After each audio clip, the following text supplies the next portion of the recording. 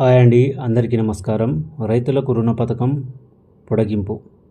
Kisan credit కార్డుల ద్వారా తక్కువ కాల వ్యవధికి రైతులకు తక్కువ వడ్డీకి రుణాలు అందజేసేందుకు ఉద్దేశించిన మాడిఫైడ్ ఇంటరెస్ట్ సబ్వెన్షన్ స్కీమ్ 2025-26లోనూ కొనసాగించాలని కేంద్ర కేబినెట్ బుధవారం నిర్ణయించడం జరిగింది.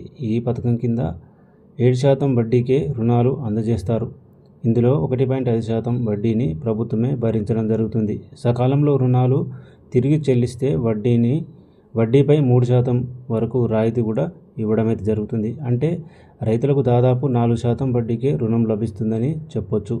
ఈ పథకం కొనసాగింపు వల్ల ఖజానాపై 15,640 కోట్ల భారం పడుతుందని కేంద్ర మంత్రి అశ్విన్ వైష్ణవ్ చెప్పడం జరిగింది. MISS పూర్తిగా కేంద్ర ప్రభుత్వ పథకం. KCC ద్వారా రైతులకు 3 లక్షల దాకా రుణం పొందవచ్చు. పాడి పశువులు, చేపల పెంపకం కోసం ఈ సొమ్ము ఖర్చు చేయాల్సి ఉంటుంది. దేశంలో 7.75 కోట్లకు పైగా KCC ఖాతాలున్నట్లు సమాచారం. సో ఎవరైతే KCC కిసాన్ క్రెడిట్ కార్డు కలిగి ఉన్నారో వాళ్ళందరికీ 3 లక్షల వరకు రుణం అయితే ఇస్తారు. దాని మీద 4% వడ్డీ మాత్రమే వసూలు చేస్తారు.